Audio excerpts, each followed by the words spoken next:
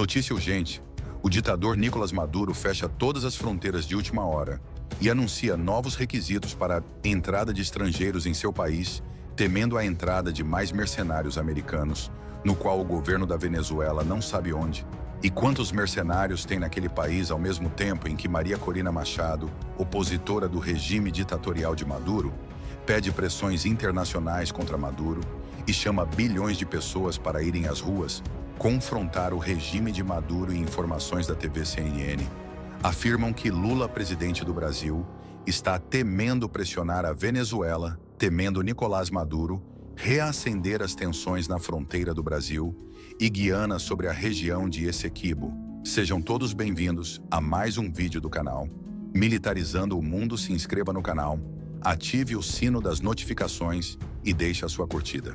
A crise política e social na Venezuela tem ganhado novos desdobramentos desde as contestadas eleições de julho de 2024, que resultaram na reeleição de Nicolás Maduro, mesmo diante de amplas alegações de fraude. Diversos fatores, como a repressão à oposição, o isolamento regional e as tensões fronteiriças, têm elevado o clima de instabilidade no país, o que afeta também a segurança regional, incluindo países como o Brasil e a Guiana. Diante da contestada reeleição de Nicolás Maduro, o Brasil tem adotado uma postura cautelosa em relação à crise venezuelana. Enquanto mais de 50 países, incluindo Estados Unidos e Espanha, reconhecem o opositor Edmundo González como o legítimo vencedor das eleições, o Brasil optou por não assinar uma declaração conjunta da ONU que condenava o processo eleitoral venezuelano. Esse distanciamento vem sendo interpretado como uma tentativa de evitar uma confrontação direta com o governo de Maduro, apesar das pressões internas e externas para que o Brasil tome uma posição mais firme. Entretanto, a preocupação do Brasil com a estabilidade regional persiste. Há um crescente temor de que, isolado diplomaticamente, Maduro possa recorrer a ações mais drásticas para reforçar seu poder, incluindo a ameaça de anexação do território de Essequibo, uma região da Guiana rica em recursos naturais e disputada historicamente pela Venezuela. Durante a campanha eleitoral, Maduro fez promessas de expansão territorial, aumentando as tensões com a Guiana e, por consequência, com os países vizinhos, como o Brasil. Militares brasileiros estão em alerta na fronteira com a Venezuela, e o ministro da Defesa, José Múcio Monteiro, confirmou que tropas foram destacadas para monitorar a região. O risco de um conflito armado não é descartado, especialmente em um cenário em que Maduro se veja pressionado por sanções internacionais e por uma crescente oposição interna. O Brasil, junto com a Colômbia e o México, tem tentado manter um esforço diplomático para conter qualquer escalada militar.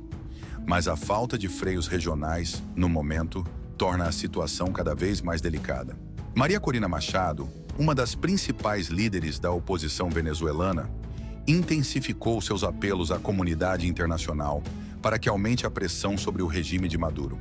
Machado está escondida desde agosto, temendo represálias após denunciar amplamente fraudes no processo eleitoral de julho.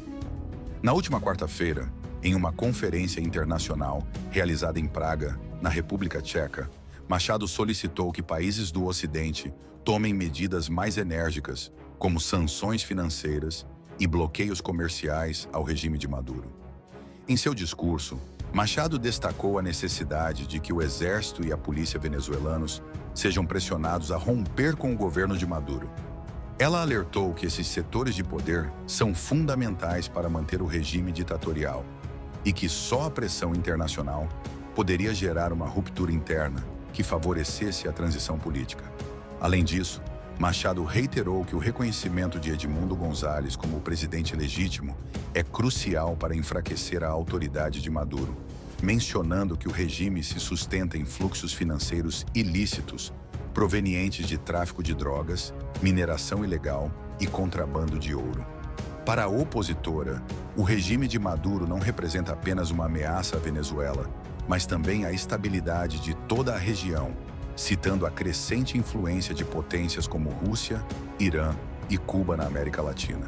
A líder da oposição insiste que este é o momento certo para intensificar a pressão sobre Maduro, já que, segundo ela, o regime nunca esteve tão fraco e isolado.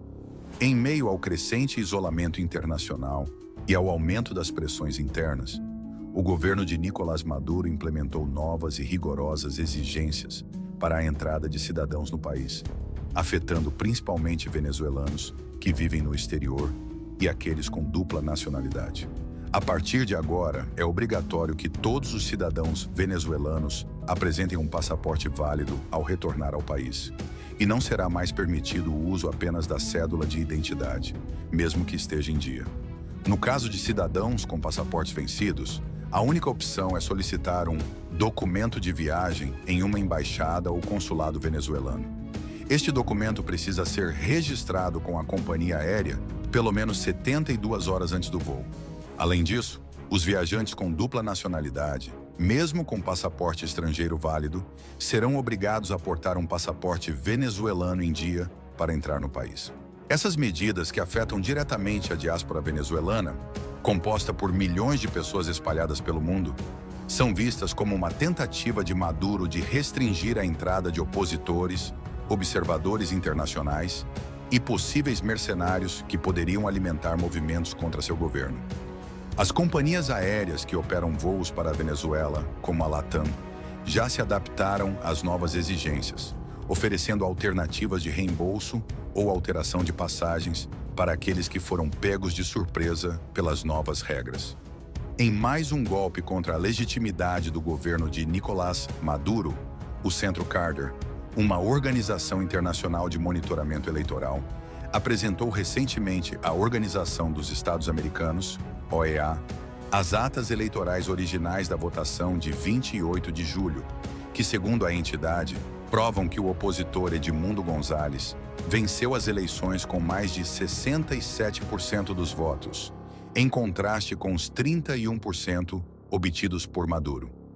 O Centro Carter, assim como a ONU, havia apontado desde o início que o processo eleitoral na Venezuela não poderia ser considerado democrático devido à falta de transparência e à ausência de garantias eleitorais.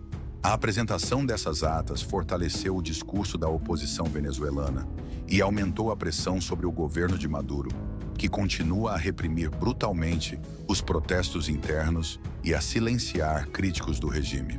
Até o momento, mais de 27 pessoas foram mortas nas manifestações e cerca de 2.400 foram presas, sendo acusadas de terrorismo.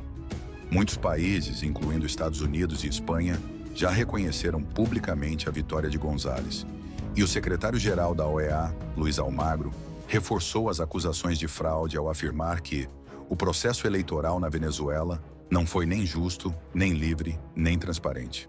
Se gostou desse vídeo, deixe o seu like, se inscreva e ative o sino das notificações, e até o próximo vídeo.